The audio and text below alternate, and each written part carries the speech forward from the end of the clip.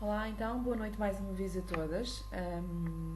Espero que esteja tudo bem com vocês. Hoje vamos falar sobre um tema pele, mas antes de iniciarmos, deixem-me-vos dizer que hoje, se calhar, vão-me ouvir falar um bocadinho mais baixinho e a parar algumas vezes porque eu estou aqui um pouco aflita da minha garganta. Tenho que parar aqui um bocadinho para beber um bocadinho de chá para conseguir fazer esta aula e vocês me perceberem corretamente, está bem? Portanto, tenham um bocadinho de paciência comigo porque hoje está-me a custar um bocadinho mais a falar do que é habitual. Então, antes de mais, vamos dizendo então se nos estão a ouvir relativamente bem, se estão com algumas dificuldades.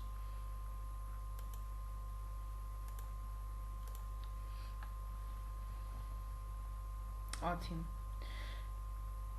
Ok. Já sabem que se não tiverem a ouvir muito bem, isto às vezes pode ter algumas falhas da internet, se não tiverem mesmo com muitos problemas, tentem sair e voltar a entrar.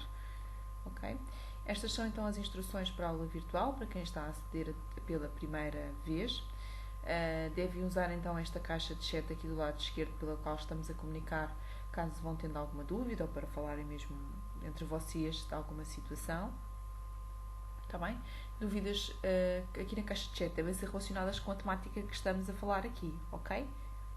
Outras dúvidas que não se consiga esclarecer aqui na aula, têm sempre os meus contactos habituais, ou o telefone, ou o e-mail, para colocarem essas mesmas questões.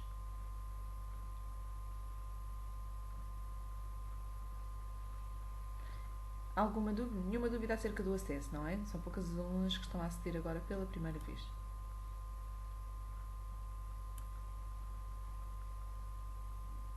Então vamos lá. Hoje vamos falar sobre o tema a pele e vemos aqui uma coisa muito importante logo neste primeiro slide, que é a pele, ou cutis, é a mesma coisa, é o maior órgão de revestimento externo do corpo. É o órgão maior do corpo humano, mais pesado e é responsável pela proteção do nosso organismo. A maior parte das pessoas não tem ideia sequer que a pele é um órgão, acha que é um apêndice qualquer de alguma coisa, mas não tem noção que a pele é mesmo um órgão e deve ser, é um órgão tal e qual como o coração, como o fígado, como o baço, é mesmo um órgão, não é interno, é um órgão externo e é um muito importante, se não mesmo o mais importante, que é o que nos vai dar mesmo a capacidade de proteção contra todos os fatores externos do nosso meio ambiente, não é? É isto que vai nos dar a proteção contra o sol, contra o vento, contra o frio, é o que nos vai dar o revestimento dos órgãos fundamentais, é o que vai dar essa proteção a pele e depois todo o revestimento até chegar aos órgãos, não é? Que vai dar toda essa proteção, mas a pele é sem dúvida dos mais importantes e curiosamente é o mais pesado. É curioso isto, não é?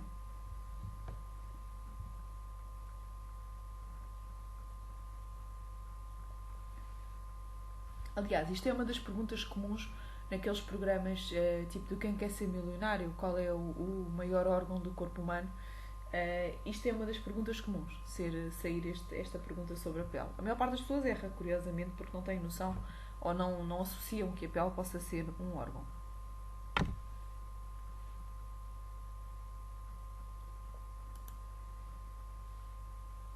Então vamos começar por falar então aquilo que já falámos um bocadinho de início, ou seja, as funções da pele. E a pele tem a função então de proteção, tem a função sensitiva, não de sensibilidade, de termorregulação e tem uma função metabólica. Então, como função de proteção, ela tem o objetivo de proteger as estruturas internas de todas as agressões externas, como já tínhamos falado há pouco. Como função de sensibilidade ou função sensitiva, é o maior órgão sensorial. Vocês sabem que a pele é o que nos dá o reflexo das nossas sensações, o tato é refletido através da nossa pele. Como função de termorregulação, ela tem a capacidade, a pele, de regular a temperatura do corpo pela transpiração, aumentando assim o fluxo sanguíneo. Ou seja, se há um aumento da temperatura, a pele também tem um aumento do fluxo sanguíneo, que permite depois também a transpiração para regular esta temperatura. Tem um fator também metabólico, ou seja, o tecido adiposo subcutâneo constitui um importante reservatório de energia, ou seja, a gordurinha que nós temos acumulada acaba por ser um reservatório de energia e produz também a famosa vitamina D. Já sabem, se vão tendo então alguma questão, vão colocando. As funções da pele, as mais importantes, são então a função de proteção, de sensibilidade, de termorregulação e a função metabólica. É importante nós sabermos estas funções todas e termos pelo menos uma ideia geral da constituição da pele antes de avançarmos para os tipos de pele, para percebermos depois mais algumas coisas.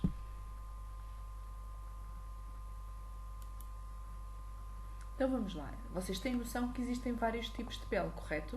Conseguem-me descrever mais ou menos os tipos de pele que vocês conhecem?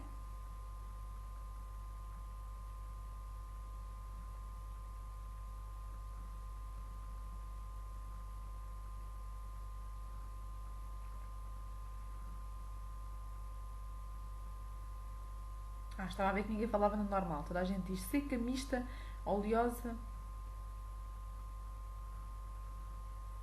Jovem não será um tipo de pele. Será normal, neste caso. Então vamos lá ver os vários tipos de pele que existem e as várias variações que existem. O termo, posso já adiantar que o termo misto é um termo aqui um bocadinho controverso, porque, embora sejam muito comuns nos cremes, em termos de cosmética profissional vocês não vão encontrar tanto o termo para pele mista, porque vamos falar depois nos estados da pele. Ou seja, uma pele pode ser seca e ter um estado diferente, como desidratada. Mas já vamos ver à frente e depois vamos ver como é que depois os cremes se podem adequar a estas situações. Ou seja, a pele pode ter um seu estado natural e depois ser um tipo de pele no seu estado natural e depois ter um estado temporário naquele momento que se encontra desidratada, que se encontra com outras funções que já vamos ver. Então, temos que ter em conta alguns fatores para determinar o tipo de pele e são eles então a herança genética de cada pessoa, a idade, o sexo, o meio ambiente, a alimentação e os hábitos de higiene.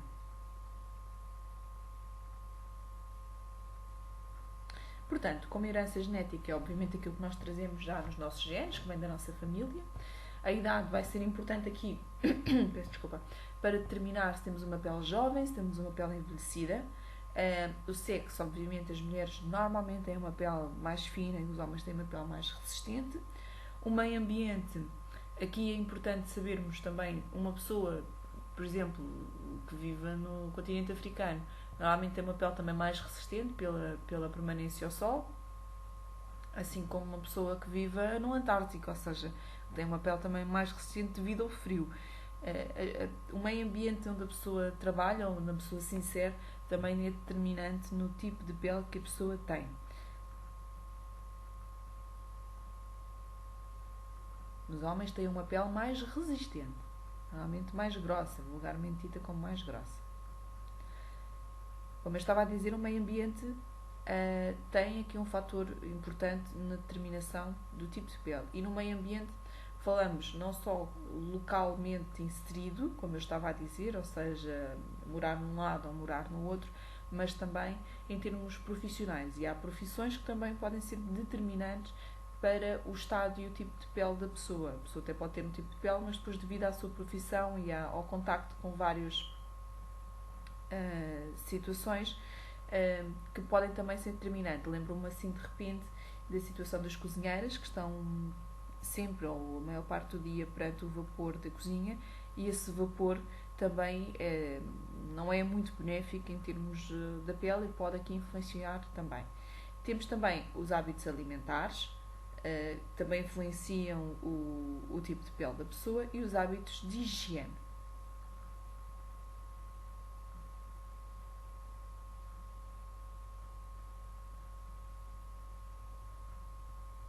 Alguma dúvida sobre isto que acabámos de ver, estes fatores que podem influenciar o tipo de pele? Ok, muito bem.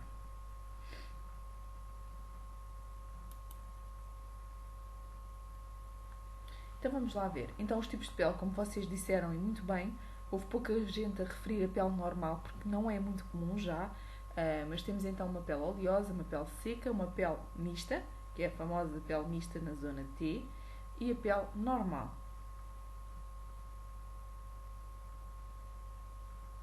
Oh, Beatriz, como eu disse de início, aqui os problemas com o som é algo que eu não consigo a esta distância resolver. Poderá ser mesmo uma situação temporária em termos de ligação da internet. O que eu recomendo sempre, se estiver mesmo com algumas dificuldades, será sair e voltar a entrar na plataforma e no AnyMeeting para conseguir ter uma melhor audição. Ok, Beatriz? Então vamos lá continuar. Os tipos de pele: oleosa, seca, mista ou normal. Exatamente, ou seja, estavam aqui a colocar. Esta aula está a ser gravada neste momento e vai ser disponibilizada como habitual a posteriori no Facebook, está bem? Para que vocês possam apanhar alguma coisa que não estejam a perceber. Então vamos lá continuar, para não divagarmos muito, ok? Tipos de pele: oleosa, seca, mista e normal, como vocês muito bem já referiram. Estes 4 grandes tipos de pele. Agora depois também vamos ver as variações destes grandes 4 tipos de pele. Então, vamos começar pela definição de cada uma em detalhe. Numa pele normal, nós temos por norma uma pele fina ao toque, temos uma textura suave, temos uma aparência homogénea, não temos poros visíveis, portanto é uma pele toda muito uniforme. Isto significa o quê? Que a hidratação e a oleosidade da pele estão em níveis normais. A pele normal é muitas vezes, e é vulgarmente dita, que é a famosa pele de bebê, ou seja, aquela pessoa que tem aquela pele lisinha, sem imperfeições, super suave ao toque, tem uma textura fina, é a pele mais perfeitinha delas todas.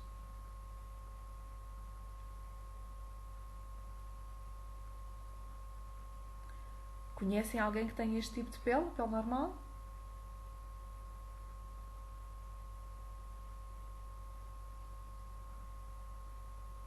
Não é muito comum já hoje em dia, devido a todos os fatores que nós vimos anteriormente e que acabam por influenciar este tipo de pele. Às vezes tem uma pele normal, mas que depois acaba por degenerar, digamos assim, num outro tipo de pele. Muito bem. E acham que conseguiam identificar com facilidade este tipo de pele?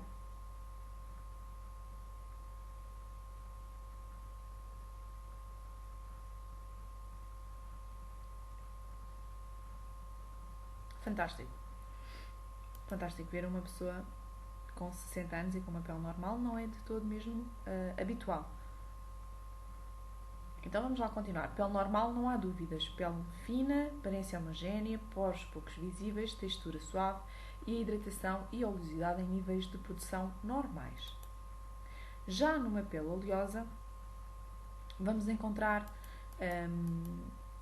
aqui uma grande característica, ou seja, é uma pele untuosa e brilhante, ao contrário da pele normal, devido à produção aumentada das secreções sebáceas e sudoríparas, ou seja, produz mais gordura e produz mais suor, por isso é que fica aquele aspecto sempre brilhante e oleoso, não é? Como as pessoas costumam dizer que tem a pele muito oleosa.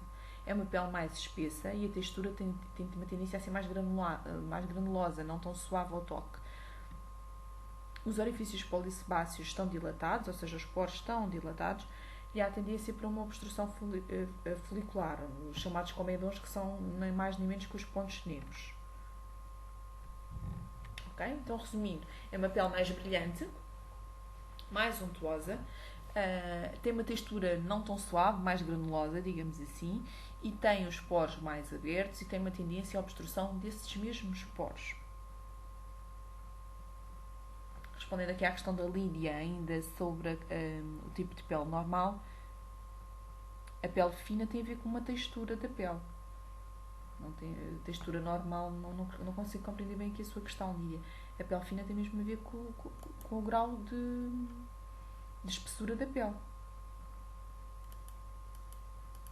A pele oleosa posso-vos dizer que é a mais comum hoje em dia, mesmo devido aos vários fatores ambientais que nós temos, às profissões, à exposição solar. As pessoas que têm óculos acabam por ter muita tendência a ter os poros dilatados, mesmo logo na maçã do rosto, logo abaixo da maçã, onde termina o óculo, exatamente porque a reflexão dos raios UV em contacto com a nossa pele acaba por vasodilatar os poros e tem tendência a formar logo de seguida uma pele oleosa. A pele oleosa é mais comum, é uma pele que requer muito mais cuidados, porque o facto dela ser assim untuosa e brilhante acaba por ter mais tendência a aderir muito melhor todas as sujidades e poeiras e tudo mais à pele. É uma pele que suja com muito mais facilidade, daí a importância daqueles cuidados diários que já falámos na última aula virtual, a ter com a pele, o limpar tanto de manhã como à noite, porque é importante para manter sempre a pele o mais limpa possível, para evitar então a formação de pontos negros, os comedões ou outro tipo de imperfeições que possam surgir.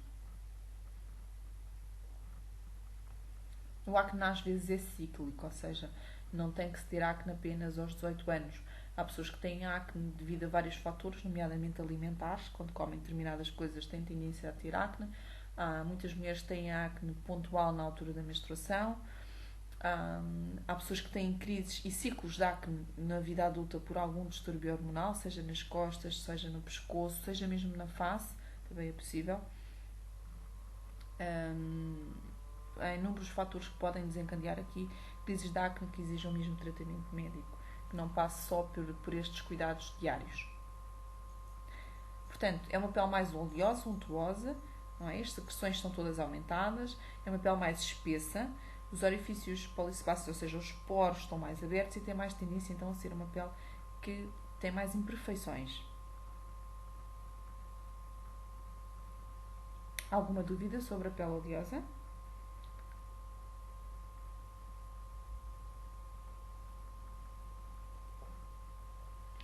Muito bem, vamos então avançando.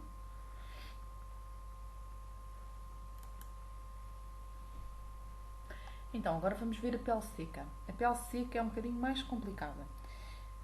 É uma pele frequente, aqui diz que é mais frequente, mas eu creio que neste momento a oleosa já tem ultrapassado a pele seca. Portanto, vamos considerar que é uma pele frequente, não a mais frequente. A sua origem deriva da redução de secreções sebáceas devido ao excesso de sol.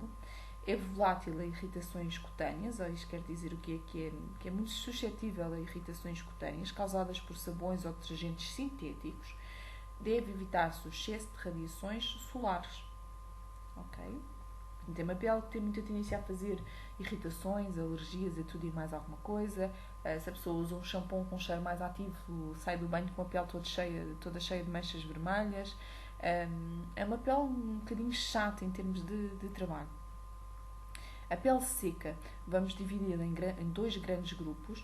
Uma seca alítica, que significa que é uma pele seca que não tem produção de gordura, ou tem falta de produção de gordura, e vamos dividi-la também, por outro lado, numa pele seca desidratada, que é uma pele que tem falta de água. Ok? Uma por um lado tem falta de gordura e outra por outro lado tem falta de água. Agora vocês perguntam, então e como é que nós sabemos se é falta de água ou se é falta de gordura? O que é que vocês acham? Como é que nós vamos conseguir distinguir entre uma situação e outra?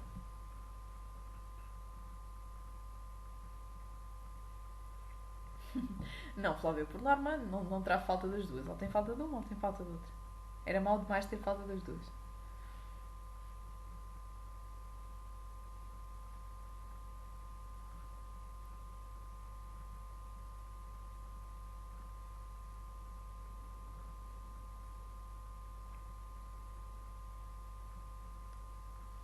Vamos aprender então como é que nós vamos saber diferenciar entre uma pele seca alítica e uma pele seca desidratada. Será através dos sintomas, será através das características da própria pele seca.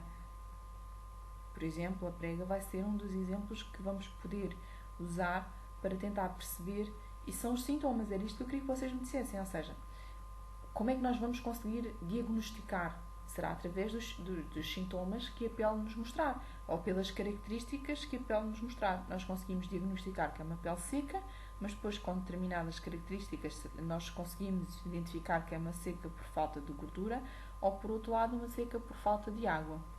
E já vamos ver então essas características. Portanto, uma pele seca alítica, a seca alítica, eu peço desculpa, tenho que estar a parar um bocadinho por causa aqui da minha garganta. A pele seca alítica é uma pele que tem falta de quê?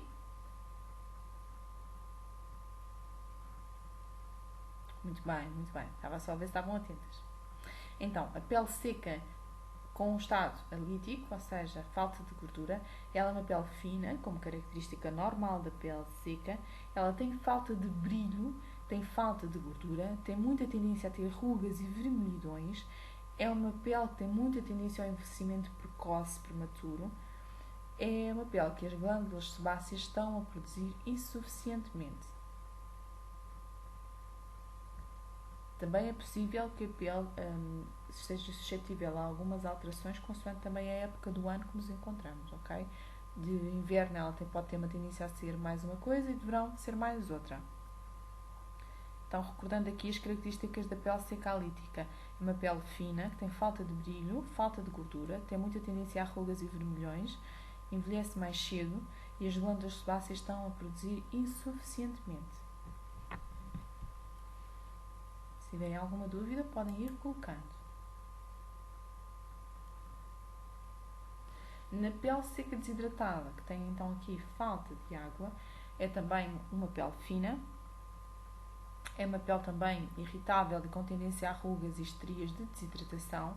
No entanto, tem uma secreção sebácea normal, ao contrário da alítica. Tem a falta de água, é pouco elástica e tem muita tendência a descamar.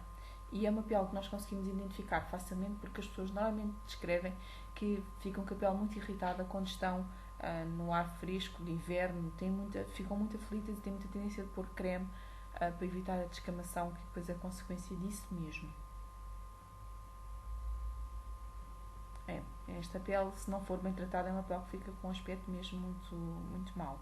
Portanto, pele seca desidratada é uma pele fina, é uma pele irritável com tendências a rugas, tal e qual como a pele seca alítica, mas neste caso tem muita tendência à desidratação e estrias, tem uma secreção sebácea normal, tem falta, obviamente, de água, é uma pele pouco elástica, sofre de descamação e é muito sensível ao ar fresco. Com os problemas de alergia ficam ainda piores, bem piores. Normalmente as pessoas com muita tendência alérgica têm uma pele seca desidratada. Só assim, a título de curiosidade. Têm asmas, bronquites, muitas coisas assim desse género. Depois têm muita tendência a uma pele atópica. Normalmente acabamos por ficar com uma pele seca desidratada. E eu digo acabamos porque é efetivamente também o meu caso. Alguma dúvida sobre a pele seca desidratada? Então vamos avançar. Agora, como eu vos tinha dito de início, vamos ver então os estados da pele. Portanto, ela pode ser uma pele normal e ter um estado X, ou pode ser uma pele oleosa e ter um estado Y. Parece que temos aqui uma questão. Coloca então, por favor, Marta. Vamos só aguardar aqui pela questão da Marta.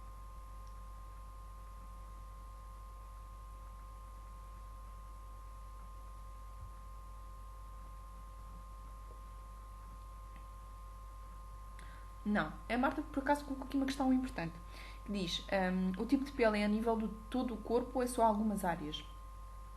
Nós não podemos avaliar genericamente o tipo de pele, ou seja, não podemos generalizar e dizer a pessoa tem uma pele seca, ponto, em todo o corpo. Não, a pele pode ser oleosa no rosto, mas não tem que necessariamente ser oleosa no corpo inteiro. Aliás, a pessoa pode ter, por exemplo, para vos dar um exemplo, nas costas um acne, uma crise de acne e ter uma pele seca no rosto.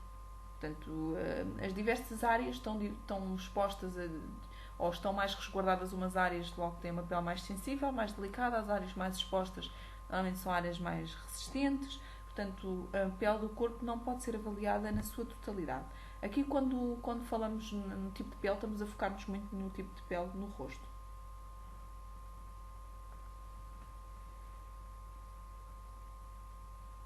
Então vamos ver então os estados de pele. Os estados de pele. Podemos ter então como estado fina, poros invisíveis. Isto são tudo características. Imaginem que vocês estão a fazer uma limpeza de pele e que vão querer preencher uma ficha de anamnese do tratamento que estão a fazer. Uma ficha de anamnese será onde vocês vão apontar todos os dados da vossa cliente e todas as características sobre a pele da cliente. Isto seriam então todos os tópicos que vocês tinham que ter. escritos na vossa folha, de forma a conseguirem apontar tipo cruzinhas se tem a pele fina, se tem os poros invisíveis, se é delicada ou não ao toque, se é grossa, se é fina, se tem os poros dilatados, se é rugosa à palpação, se é envelhecida, se é átona, ou seja, que não tem brilho, se é uma pele flácida. Estão a perceber? Ou seja, isto são todos os tópicos que vocês deveriam de ter ou têm que ter em mente todas estas características que os diferentes tipos de pele podem ter para vocês poderem assinalar. Isto faz-vos sentido?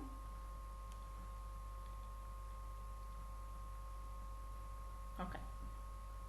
Então, podemos ter como características fina, poros invisíveis, poros visíveis, delicada ao toque ou então rugosa, grossa, poros dilatados, como eu já tinha dito, pode ser uma pele envelhecida, pode ser uma pele sem brilho, flácida, ter então falta de elasticidade, ou ser uma pele desidratada.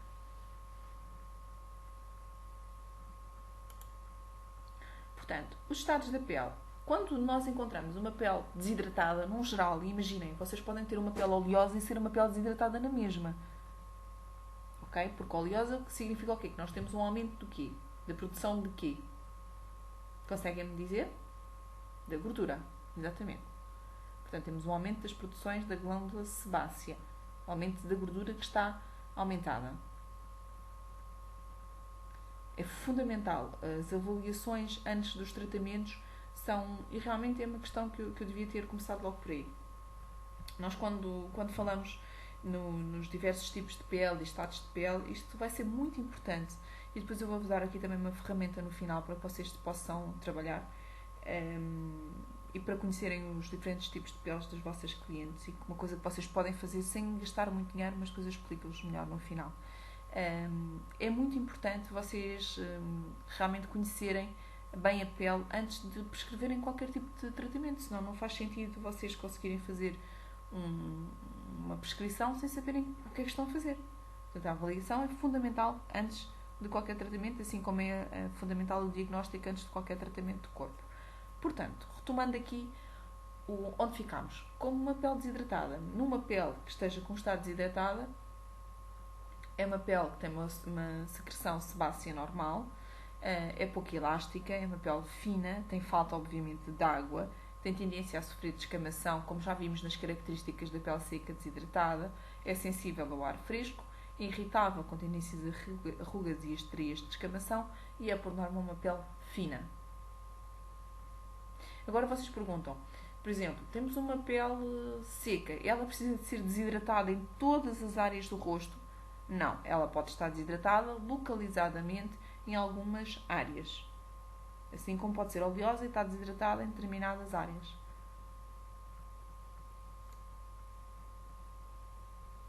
Alguma dúvida das características da pele desidratada, que era aquela que nós já tínhamos visto também um bocadinho na pele seca alítica? Muito bem.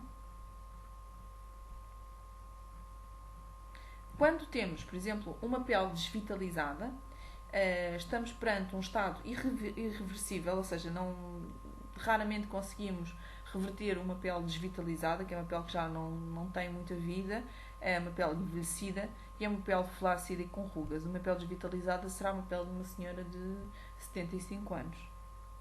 Como o próprio nome diz, desvitalizada, já sem vida. É esse mesmo. Dúvidas sobre o estado de desvitalizado? Muito bem.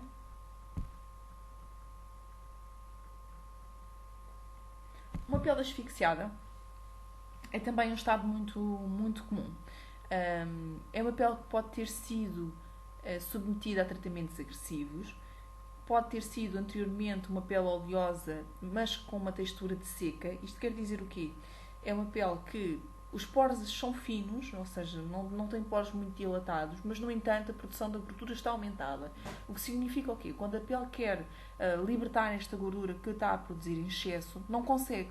E então acaba por ficar uma espécie de umas borbulhinhas, que não são borbulhinhas, às vezes até tem assim um pontinho branco, mas não é borbulha de espremer, fica assim uma espécie de uns altinhos. Por isso é que diz aqui que apresenta granulações e asperezas e tem os poros obstruídos e tem uma tendência a pontos negros e é uma pele que não fica com um brilho natural, porque fica meio baça.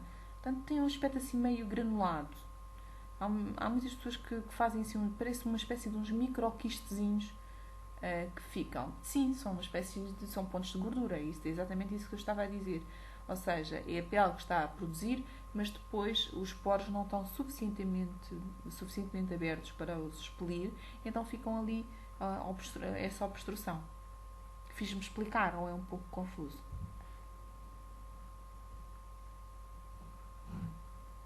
Sim, na maior parte das pessoas aparece mais na zona dos olhos. Há muita tendência. E quando aparece assim na zona dos olhos, costuma-se dizer que está relacionado com o sistema nervoso. No entanto, há pessoas, para vocês terem uma ideia, que têm mesmo o rosto todo assim, com essas pequenas alterações que vocês às vezes temos localizadamente na zona ocular. Há pessoas que têm na pele toda e isso é assim um caso difícil, muito difícil de resolver. Temos então o estado de pele asfixiado. Mais um tópico para vocês acrescentarem à vossa lista do preenchimento, a vossa ficha de anamnese. Sim, pode acontecer em outras partes do corpo, Sofia. Quando temos um estado de pele sensível ou sensibilizado, pode-nos dar indicação que temos um sistema imunitário afetado, que temos necessariamente uma pouca secreção de óleo para aquela pele, o que vai a tornar fina. É uma pele normalmente é uma pele clara, de tom claro, e é fácil de avaliar porque normalmente tem assim muitos pelinhos à superfície, portanto é uma pele que tem uma pilosidade visível assim à superfície e é uma pele suave normalmente. Esta é fácil, não é? Pele sensível é uma pele fácil. Fácil de identificar, mas difícil de tratar. Atenção. Se tiverem alguma dúvida, vão colocando. Ficaram com alguma dúvida sobre os estados e os tipos de pele? Parece muita coisa para já, não é?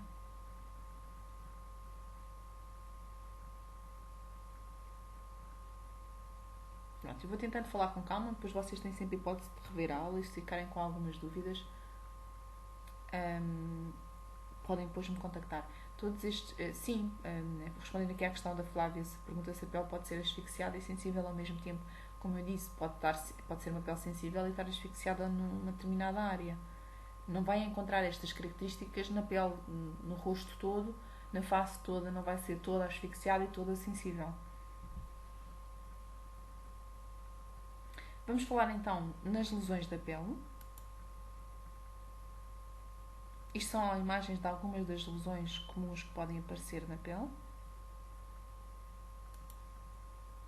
Vamos ver aqui. Vamos falar aqui muito em termos técnicos. Claro que isto depois fica um pouco ao vosso critério usarem estes termos técnicos ou não, mas é importante vocês terem ideia para quando tiverem a ver revistas da especialidade ou para quererem usar estes termos com os vossos clientes. Eu acho que é sempre importante porque mostra conhecimento sobre o que estão a fazer. Portanto, neste primeiro tópico temos então as máculas. As máculas são as manchas produzidas por troca de cor na pele, de natureza vascular ou pigmentar, ou seja, são as manchas. Temos então os comedons, que são os pontos negros. Temos as pústulas, que são formações vesiculares produzidas pela acumulação de pus na epiderme, ou seja, as famosas borbulhas. Se vocês quiserem usar estes termos técnicos, não são consideradas máculas achadas.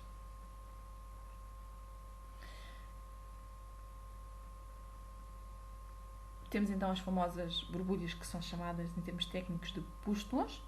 Temos os nódulos, que são, imagina aquelas borbulhas às vezes grandes que não são de espremer e ficam aquele alto. São formações sólidas de pequeno tamanho, originadas por um infiltrado que se localiza na derme e na hipoderme, como vocês veem aqui nesta imagem pequenina. E temos os nevos, que são neoformações circunscritas de tipo benigno, em forma de mancha, que se origina a partir de células embrionárias localizadas na pele. Normalmente são sinais de nascença, estes nevos, são chamados nevos pigmentados.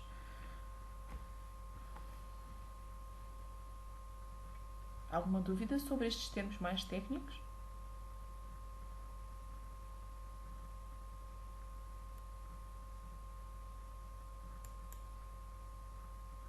Cá temos então o termo para as sardas, são mais chamadas de ifélides, este será o termo correto para a descrição das sardas, e que toda a gente sabe que são, não é? São manchas causadas pelo aumento da melanina, pigmento que dá a cor à pele, atenção.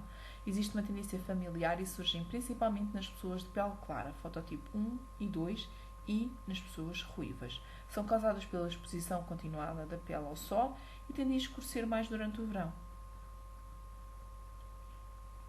Os nervos pigmentados são nervos formados por um aumento de melanócitos, são os chamados sinais, os sinais que podem ser adquiridos ao longo da vida e não necessariamente os de nascença. E temos as manchas senis. As manchas senis são pequenas manchas de cor parda, normalmente acastanhada, é o que quer dizer cor parda, que se localizam normalmente no dorso das mãos e aparecem depois dos 50 anos. Este é um nome horrível, manchas senis, não usem muito com as vossas clientes, porque normalmente elas ficam um bocadinho desmotivadas, portanto não é um bom termo. Nós sabemos que são manchas senis, são manchas causadas mesmo pela idade e que têm muita tendência a aparecer no dorso das mãos, mas não vamos usar o termo senil com as nossas mães, porque não é bonito, digamos assim. São umas manchinhas e há cremes mesmo específicos de mãos que têm mesmo um princípio ativo aclarador que ajuda a remover então estas manchinhas, ou pelo menos a não estarem tão acentuadas.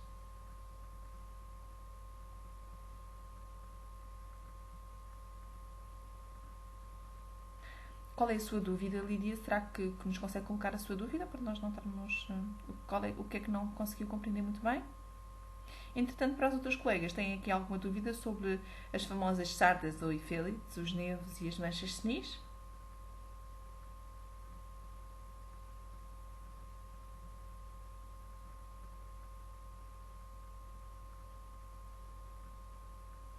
Lídia, fica a aguardar então a sua questão. Se não conseguirmos resolver agora, poderá sempre nos contactar através do e-mail. Como é que se chamava o outro ponto a seguir ao... Vamos voltar só aqui atrás. Ao nódulo. É o nervo. Será isso, Lídia?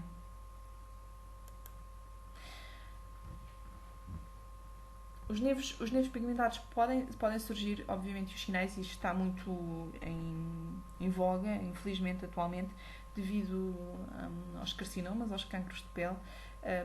Há muita tendência a aparecer novos sinais, por isso é importante a prevenção e a pouca exposição solar, e quando se expõe ao sol, ter sempre a tendência ao protetor. Atenção. Portanto, Lídia, está esclarecida a sua questão, chamam-se nervos e temos os nervos pigmentados. Os nervos, normalmente, são os sinais de nascença, são circunscritos, e os nervos pigmentados são os que podem aparecer ao longo da vida. Podemos avançar? Muito bem. Temos ainda hipercromias por fotossensibilização. Isto quer dizer o quê? Hipercromia, já sabemos que há aqui um aumento de cromias, ou seja, de manchas.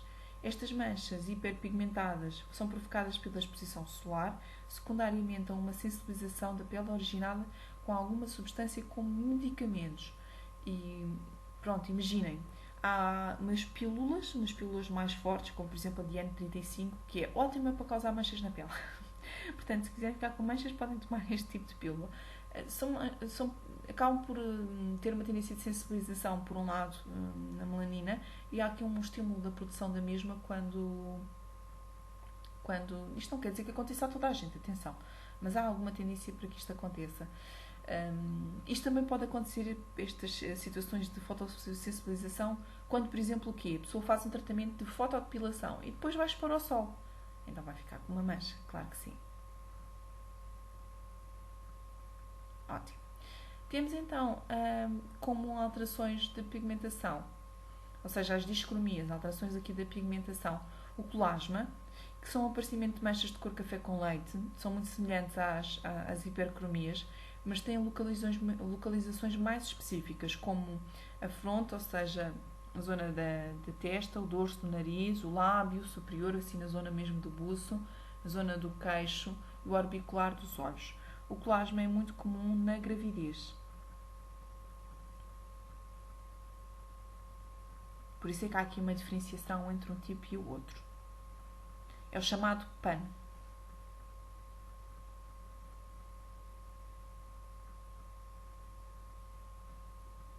Alguma dúvida?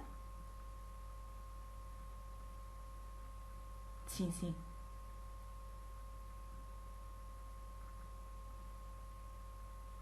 Não, colasma não.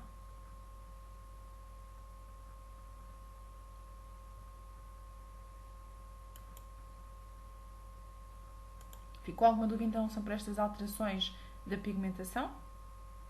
Não, pois não. Portanto, hipercromias por fotossensibilização são provocadas por algum motivo e que são potenciadas pela exposição solar, como por exemplo temos tomado um medicamento qualquer ou temos feito algum tratamento estético, e o colasma são aparecimento de manchas em zonas muito localizadas e normalmente é o chamado pano da gravidez.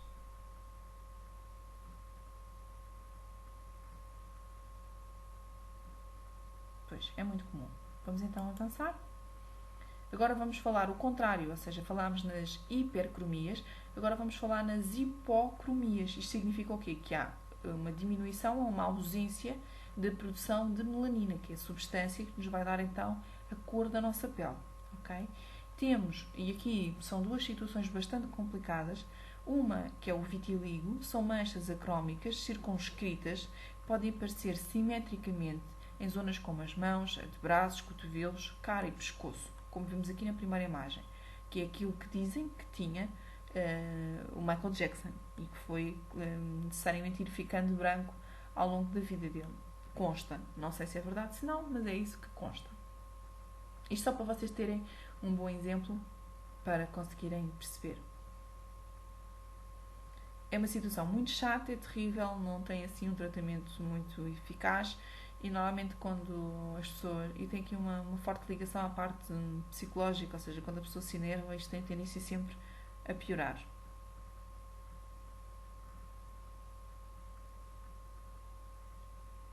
Estas doenças são genéticas. Sim. Temos também uma outra alteração da produção da melanina, que é chamado albinismo, ou seja, neste caso há uma ausência total da pigmentação, não há produção de melanina e é do tipo hereditário, ou seja, dificilmente, se a pessoa tiver pessoas assim na família, há muita tendência a ter esta condição que é característica das peles completamente sem cor. A pessoa não tem tom absolutamente nenhum.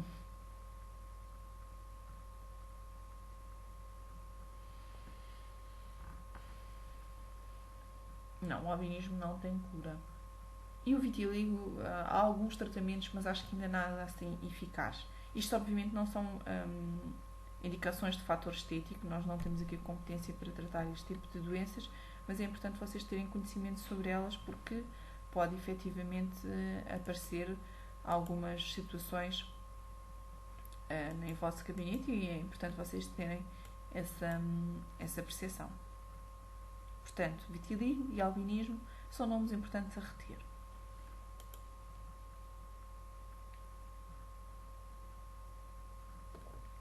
Agora vamos falar um bocadinho sobre o envelhecimento cutâneo. O envelhecimento cutâneo é um conjunto de modificações que se sucedem no organismo desde o nascimento, como é óbvio, é aí que se inicia o processo de envelhecimento cutâneo e é uma consequência do passar do tempo.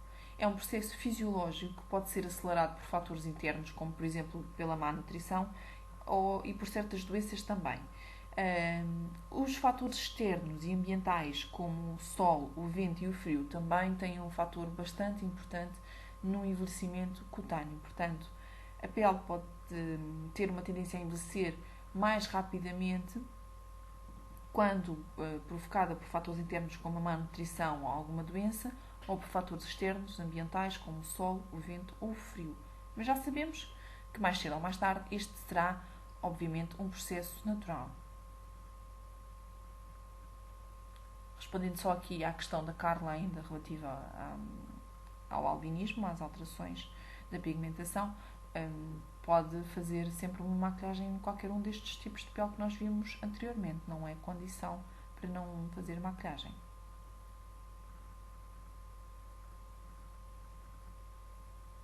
Exatamente, Jéssica. As pessoas que não têm muito cuidado com o sol têm tendência a ficar com uma pele mais envelhecida mais rapidamente. Alguma dúvida aqui sobre este slide sobre o envelhecimento cutâneo? Muito bem. Portanto, o envelhecimento cutâneo vai se traduzir então em modificações da epiderme e da derme, ou seja, das estruturas da pele. Vai-se traduzir também em alterações da pigmentação, dos folículos pilosos, das glândulas sebáceas, sudoríparas e sensoriais, ou seja, vai mudar tudo. Vai também haver uma baixa atividade metabólica celular, significa que o processo de renovação da pele vai ser desacelerado, a pele vai renovar-se, mas mais lentamente do que uma pele nova, uma pele jovem. As células da camada basal vão se multiplicar cada vez menos, há uma diminuição da microcirculação sanguínea e uma redução do aporte de certas substâncias essenciais para a síntese celular. Isto significa o quê?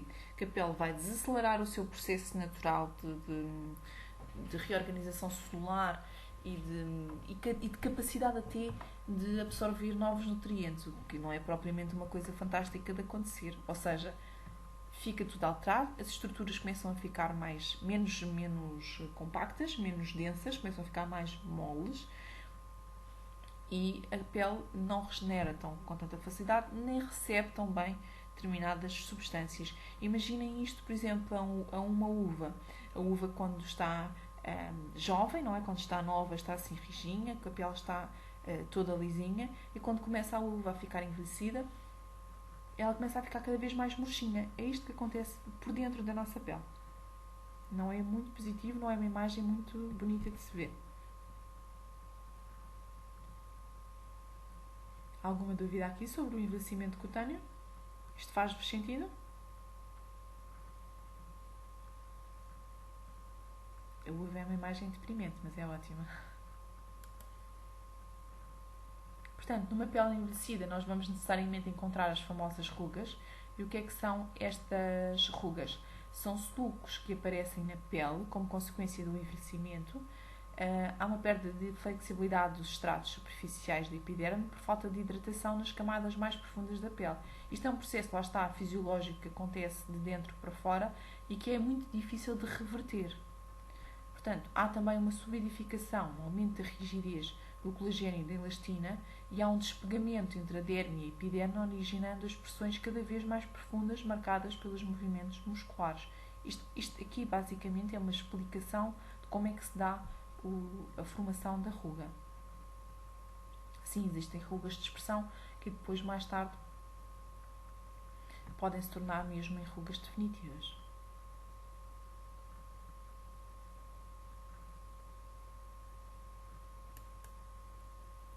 Agora vamos ver aqui uma coisa bastante importante.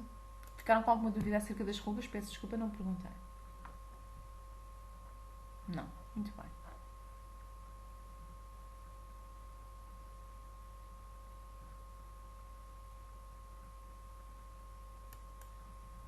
Há imensas mesinhas caseiras para o tratamento das rugas. Se eu recomendo alguma, não. Recomendo um bom creme. Por isso é que eles são muito caros, mas são muito bons. Se toda a gente ficasse sem rugas com clara de ovo, seria fantástico e não havia necessidade de comprar cremes caríssimos. Vamos ver aqui então o que é isto dos diagnósticos. Os ovos podem estar caros, mas não tão caros como um creme de 200 ou 300 euros. Acho que ainda não chegámos a esse preço.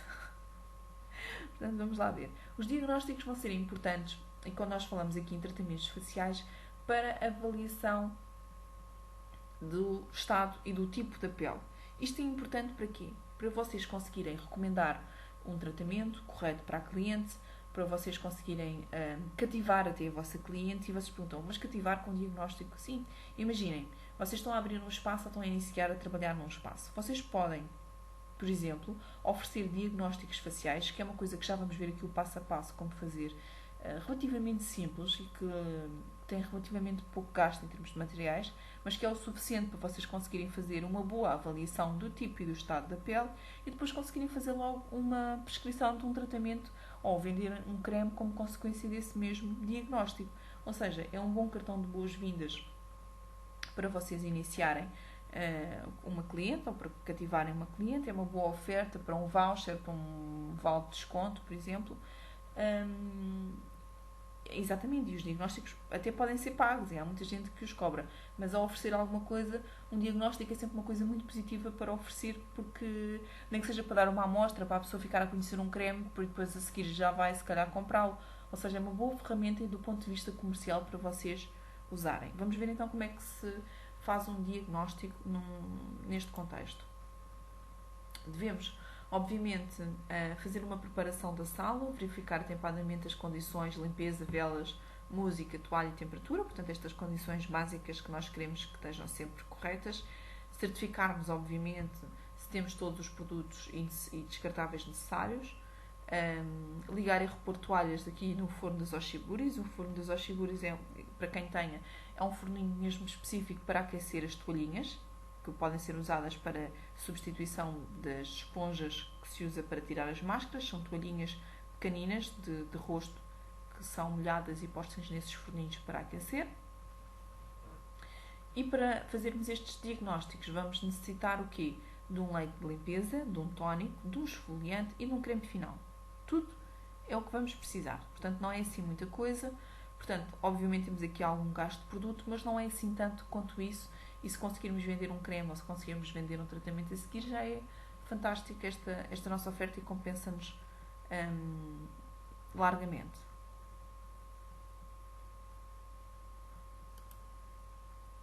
Então, para fazer um diagnóstico, vamos começar por quê? Lavar as nossas mãos, como é óbvio. Vamos desmaquilhar e tonificar o rosto da nossa cliente. Vamos fazer o esfoliante. Vamos voltar a tonificar. Então, aqui neste ponto já temos a nossa pele no seu estado mais natural. Ou seja, vamos proceder então à avaliação do estado e do tipo de pele.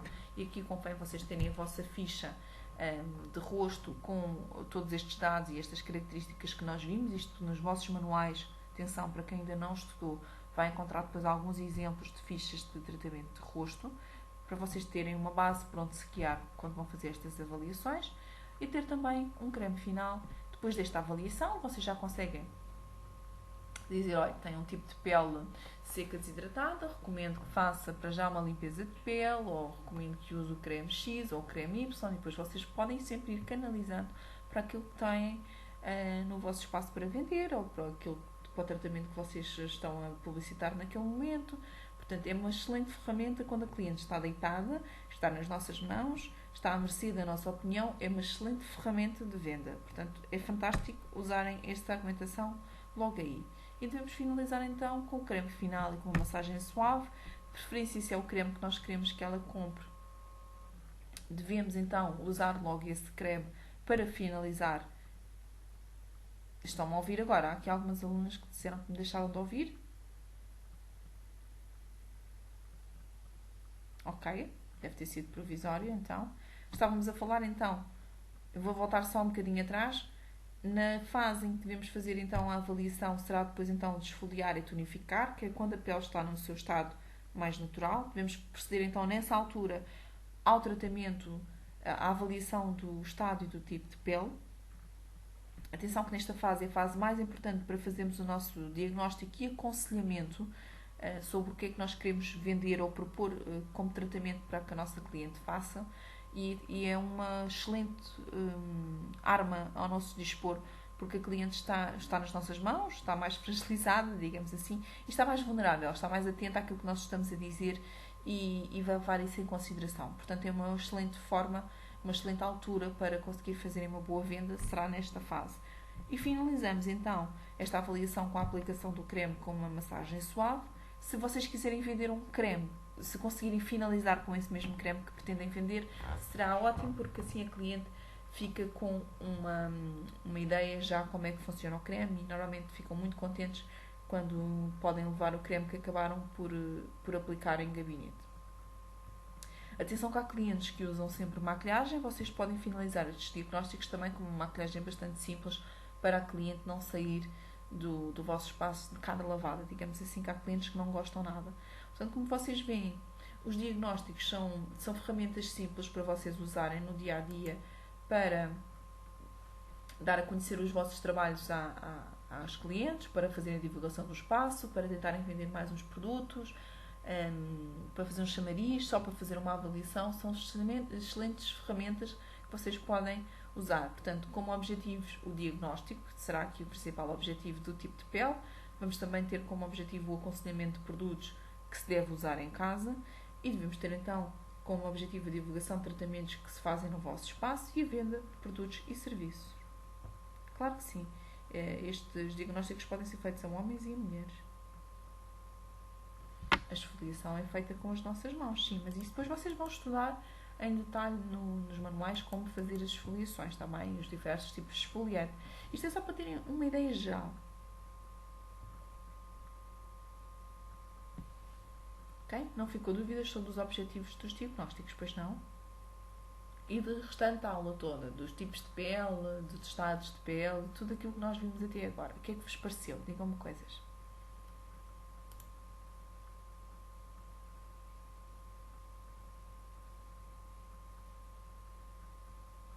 Pronto, foi uma aula um bocadinho mais teórica do que aquilo que temos feito ultimamente. No entanto, é uma aula bastante interessante, aqui com uns contextos diferentes. No manual pode ficar sempre um bocadinho mais maçudo, aqui é uma forma diferente de vermos as coisas. Como vocês sabem, a aula vai ser depois disponibilizada também no Facebook, que dá sempre para rever caso haja alguma dúvida. E não há problemas de som depois, porque está a ser gravada agora. Se vocês quiserem, entretanto, esta semana ou por estes dias que vão trabalhando, fizer alguns diagnósticos que vão fazendo para as meninas que já estão a trabalhar rosto e partilhando na nossa página do Facebook para dizer olha, vi este tipo de pele ou diagnostiquei este tipo de pele e aconselhei isto. Se quiserem partilhar também no Facebook, também estamos abertos a estas partilhas através da nossa página habitual. Ok? Portanto, obrigada a todas por terem estado presentes. Espero que tenham gostado. E para o mês que vem temos mais aulas virtuais. Já estou aqui a ver que podiam era haver mais. Aqui. Vocês gostam destas aulas, não é? Pois.